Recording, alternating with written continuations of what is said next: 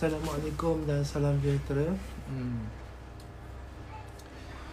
Khabar semua. Bismillahirrahmanirrahim. Alhamdulillahirabbil alamin. Wassalatu wassalamu ala asyrafil anbiya'i wal mursalin wa ala alihi washabihi ajma'in. Asyhadu an la ilaha illallah wa asyhadu anna Muhammadan abduhu wa rasuluh. Assalamualaikum Fatin. Saya live dua ya, Facebook dan juga Instagram. Okey. Apa khabar semua? Aisyah, Norin, halo, apa khabar? Assalamualaikum, salam Din. Okay, khabar Aslini, khabar Fatin. Lama saya tak share kan, lama saya tak live. Minta maaf ya, saya kiri kanan, Facebook sekali dengan Insta sekali, okay? Okay, nampak tak? Dengar tak suara saya? Dengar tak? Waalaikumsalam. Dengar tak suara saya? Dengar tak Fatin? Waalaikumsalam Fifi. Waalaikumsalam Zairul, Izruna, Maslina. Waalaikumsalam Maslina. Man, apa khabar Man? Dengar tak suara saya? Thank you Fifi. Dengar tak Fatin suara saya? Kan lembut sangat. Dengar tak suara? Dengar. Dengar kuat tak? Jelas tak? Terima kasih Putra, dengar ya. Okay. Kita tunggu sekejap lagi. Dalam 2 minit lagi kita tengok lagi ada orang ramai masuk tak. Hai Doktor. Hai Aisyah. Apa khabar Aisyah? Dengar Aisyah. Terima kasih dengar. Dengar Nazri. Terima kasih Nazri. Nazri ni anak saya ni. Nazrin Mansur. Terima kasih Mas. Terima kasih Fatin. Terima kasih Man. Terima kasih Putra Islam Kayangan. Kami kembak Ya ke kembak? Mas Lina dengan Mas Lini kembak Jelas. Terima kasih Fakihah. Terima kasih Asyara Noti. Terima kasih Miss Syarima Rao. Saya ada dua belah Facebook belah kiri, Insta belah kanan Jelas dengan lembut. Sangat takut malam nanti tidur. Doktor tak kerja kat HTTM ke? Benda saya pun tak faham. Bacalah ada DM. Saya nak tanya pasal penyakit. Okey, nanti saya baca insyaAllah. Hai Echa, Kak Echa. Hai Eddie. Waalaikumsalam. Okey. Malam ni saya nak cerita pasal COVID lah sikit. Okey, malam ni pasal COVID. Kami duduk lagi kafe. Terima kasih. Tujuan live pin tajuk. Okey, pin tajuk. Saya tak reti sangat lah. Macam mana tak tahulah pin tajuk Kat mana nak pin? Tak reti pin lah. Tak reti nak pin saya ni. Saya panic attack. Okey, jangan panik. Relax. Okey, Lily, Kak Ika. Okey, saya dua-dua belah Saya akan jawab dua-dua belah. Amin. Okey, jangan panik. Okey. Jangan panik. Relax. Okey, jangan panik. Alright. Okey, cepat nak dengar. Okey, kita dah mula sekarang. Kita boleh mula sekarang Tajuk malam ni adalah 18 minit kan? Okey. Okey, malam ni saya cerita pasal COVID lah Selepas ni saya akan share topik by topik. InsyaAllah kita buat tak lama 18 minit supaya kita boleh dengar. Dan juga saya pun tak ambil masa banyak. Dan juga kita boleh dengar selepas live tu pun kita tak ambil masa banyak juga. Okey. Ya, cuti. Okey. Malam ni saya akan cerita pasal COVID. COVID tu sebenarnya CO tu adalah corona. COVID asal COVID-19 tu CO tu adalah corona. VI tu adalah virus. Okay.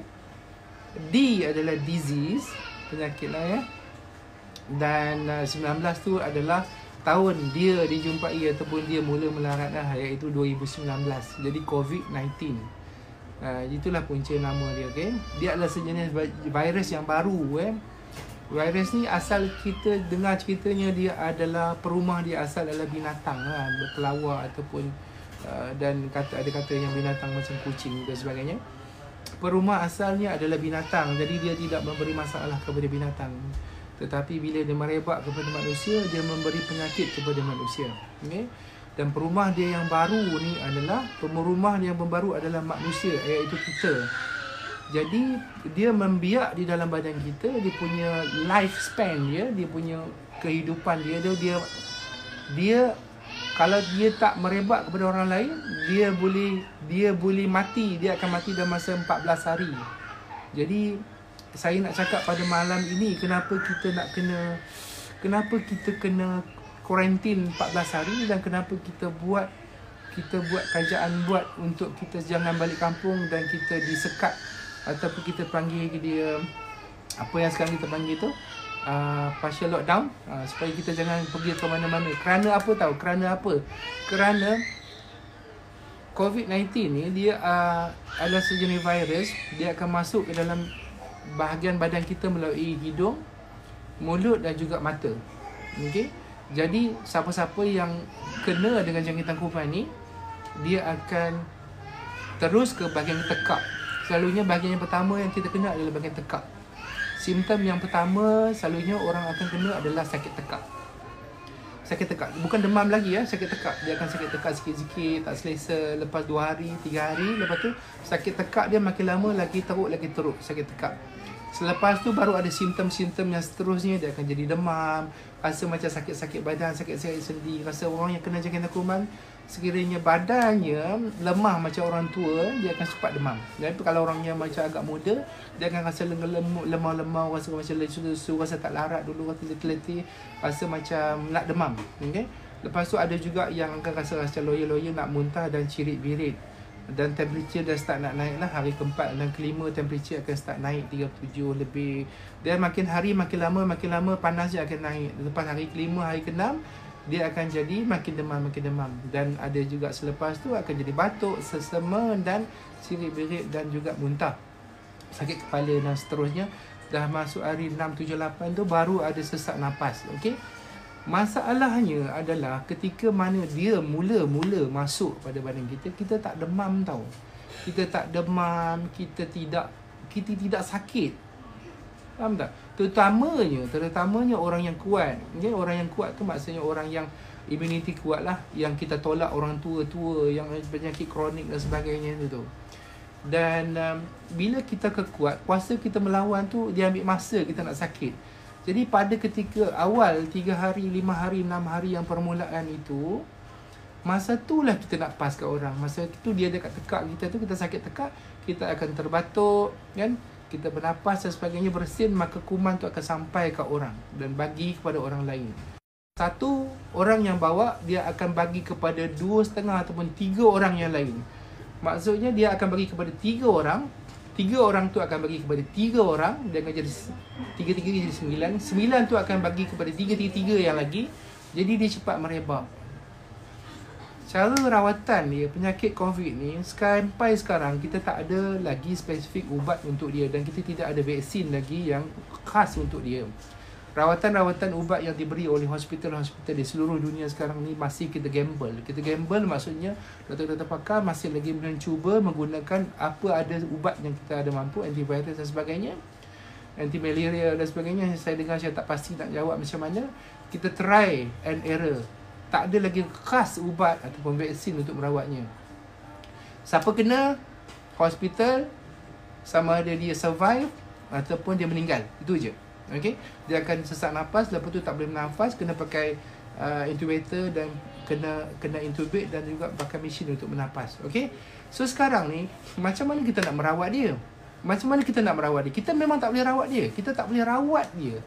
Kita tak boleh vaksin diri kita. Jadi macam mana kita nak buat? Apa yang China buat, apa yang Itali buat, ada negara-negara lain yang semua buat. Kita terpaksa mematikan dia. Kita tak boleh matikan dia dalam badan kita. Kita terpaksa mematikan dengan cara dia mati sendiri. Okey? Contoh, satu orang, dia akan pas kepada 3 orang. Kita pastikan satu orang tu tak pas kepada orang lain. Dan kuman tu akan mati sendiri dalam masa 14 hari. Dia tak ada perumah baru dan dia mati. Faham tak? Jadi apa yang kita nak buat sekarang ialah dengan menjarakkan diri kita, kerajaan buat tu, undang-undang yang KKM buat tu adalah untuk memastikan supaya kes tu tak meningkat. Supaya kuman tu last sekali dia mati sendiri. Faham tak? Bila dia tak berjumpa dengan perumah baru, dia tak berjumpa dengan orang baru, maka dia akan mati macam tu je. Contoh orang tu disyaki positif. Satu lagi saya nak cerita ada kes COVID positif dalam badan dia, kita cek negatif. Maksudnya kita cek negatif, tapi dia tak semestinya 100% negatif. Sebab kuman ni dia agak special, jahat sikit. Ada yang kes yang positif, sebenarnya kita cek dia, kita jumpa dia negatif. Faham maksud saya? Yang negatif tu tak semestinya negatif. Yang negatif tu kadang-kadang dia masih ada kuman dalam badan dia. Dan orang tu dah dibebaskan ataupun dikuarantinkan, dia masih lagi boleh spreading. Itu yang masalahnya kuman ni. Jadi kita rasa kita sihat. Kita rasa kita kuat. Kita rasa kita belum kena demam. Kita belum ada batuk, sesama cirit-berit. Kita nak balik kampung. Bila kita balik kampung, kita pergi balai polis beramai-ramai nak ambil surat. Kita berebut pergi pasar raya untuk beli makanan dan sebagainya. Kita berkumpul beramai-ramai dekat bus stop, kita beli dekat bus station, kita pergi semalam balik kampung beramai-ramai dekat RNR dan sebagainya. Kita akan berjumpa dengan ramai orang. Jadi kat situlah orang yang akan pas kepada seorang dan kepada seorang dan kepala seorang.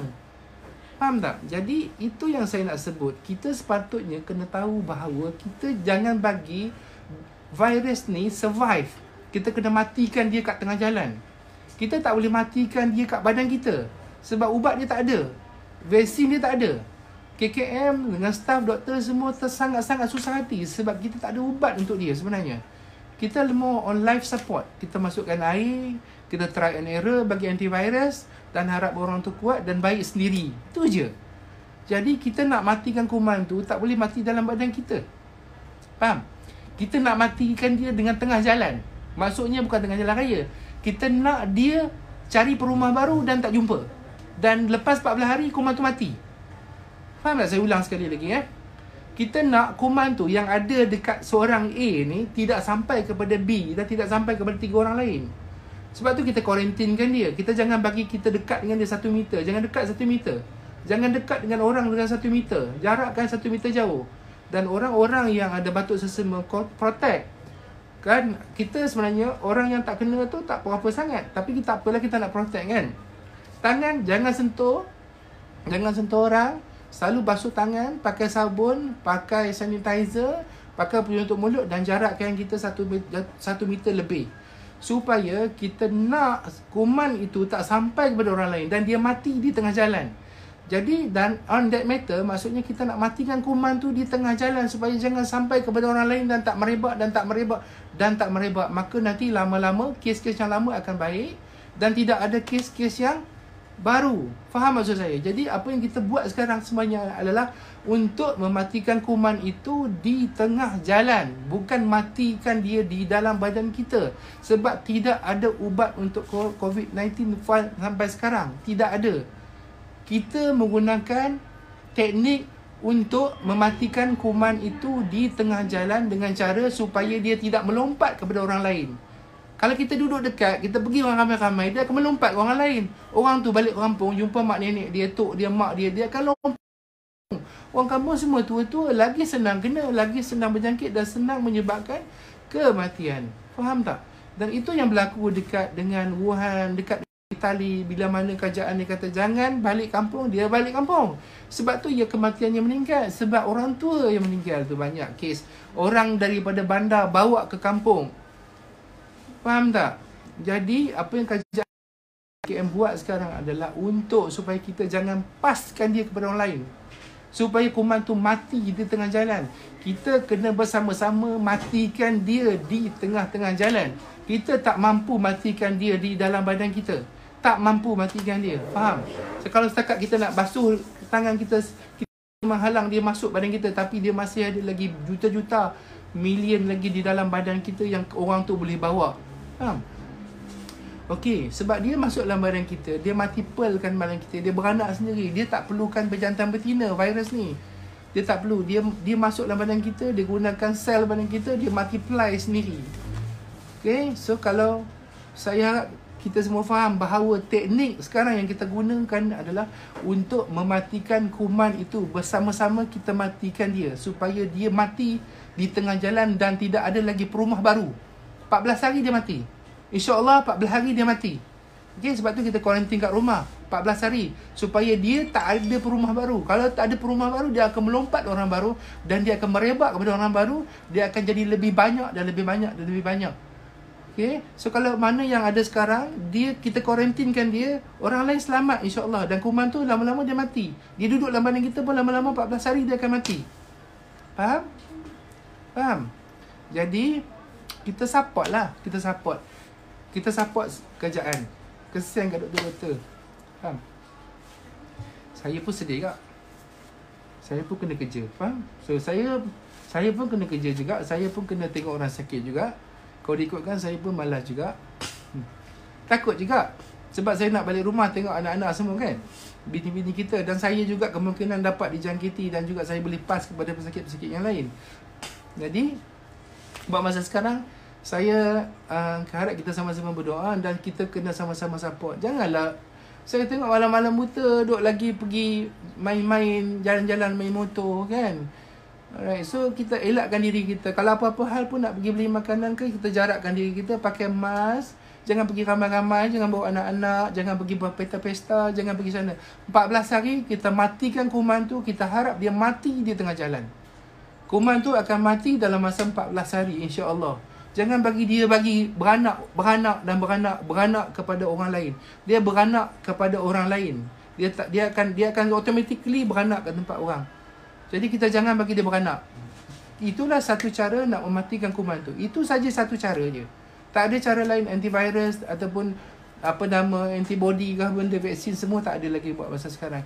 Kitalah orang yang akan mematikan kuman tu dengan secara natural. Okay? Alright? So, buat masa sekarang, ujian saringan yang kita ada kat hospital-hospital, kita ada very limited. Kita tidak ada buat semua saringan. Apa tanda-tanda yang anda perlu ingat? Nombor satu, kalau sekiranya kita ada bermula dengan sakit tekak, dan sakit tekak kita makin teruk. Nombor satu, kita kena ingat, sekiranya kita, kawan-kawan kita ada cerita bahawa dia dah kena. Okay? Kawan-kawan kita selalu kena. Bila kita dengar, dan kita pernah ada rasa jumpa dengan dia, kita pergi check. Dan saya minta sangat siapa-siapa yang pergi jemaah-jemaah tabligh, yang pergi dekat masjid Sepetani Baru ni, kawan-kawan dan saudara, jangan takut. Kita takkan bunuh dia, kita takkan tangkap masuk penjara. Kita cuma nak memeriksa dia dan merawat dia dan memastikan dia tak bagi kepada orang. Janganlah takut, tak takut. Kita tak marah pun, tak marah. Kita nak dia datang. Kita nak dia tak pas kat orang. Faham? Okey? Sebab semua orang takut sekarang ni. Semua orang takut. Seluruh dunia takut. Dulu kata Trump tak takut. Trump pun takut dah sekarang. Trump tu duduklah Tuan Trump dah sekarang. Semua orang takut. Okay? So sekarang ni kita tak perlu salahkan siapa-siapa. Kita sama-sama pakat. Kalau kita jumpa siapa-siapa kat luar, kita sampaikan bahawa kita jangan duduklah kat rumah. Kalau siapa-siapa nak beli barang, seorang aja. Okay? Pakai mask. Make sure ada sanitizer bawa. Jangan dekat-dekat, jauh-jauh. Okay? Beli barang sikit-sikit balik. Kedai runcit tak tutup. Kerajaan kata tak tutup. Tapi jangan berebut. Ramai-ramai tu pergi. Semalam pergi balai polis, dah ramai. Bila pergi balai polis ramai, kan boleh merebakkan penyakit juga. Jangan macam tu. Tak payah balik kampung. Kalau sayang kat mak, sayang dekat bapa, sayang kat orang kampung, jangan balik sekarang. Esok cuti sekolah, raya kita balik. Sekarang ni adalah masa untuk supaya jangan kuman tu pergi ke kampung pula. Itu teknik dia. Kita matikan dia bersama-sama. Saya tolong mati sikit, makcik sikit, abang sikit, adik sikit. Lama-lama kuman tu mati. Ini adalah teknik untuk mematikan dia secara natural. Dia akan mati dalam masa 14 hari. Tak payah letak sanitizer, tak payah spray. Dia mesti akan mati. So dia tak adalah perumah baru. Dia tak akan beranak, kan? Maksudnya kita matikan orang tu dalam masa 14 hari. Bukan matikan pesakit, pastikan kuman tu mati. Okay? So saya beri penjelasan sedikit kenapa teknik orang kata menjarakkan diri, dan supaya quarantine teknik ni ataupun orang kata sekatan secara separuh ni adalah untuk membunuh kuman tu. Kita bagi support ke government, kesian kat staff government, KKM penat.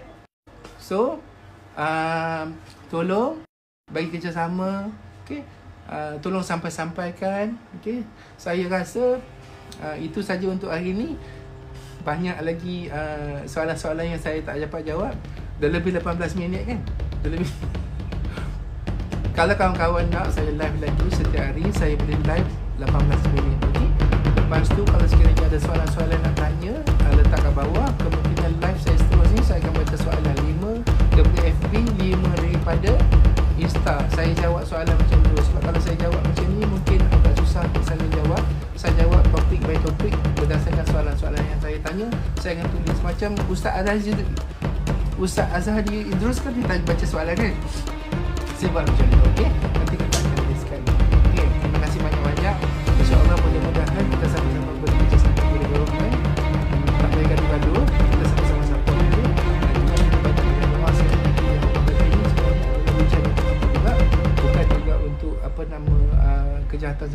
tetapi kita sama-sama merasa apa yang Tuhan akan uji kepada kita. Jangan gaduh-gaduh, banyak doa. Sebab doa Allah kita اللهم إن هذا المرض جند من جنودك تصيب به من تشاء وتصرفه عمن تشاء.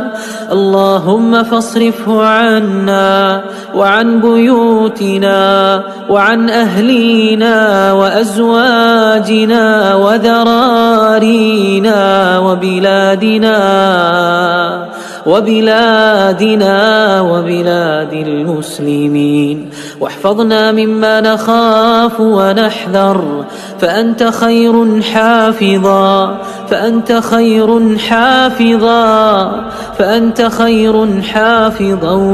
وأنت أرحم الراحمين.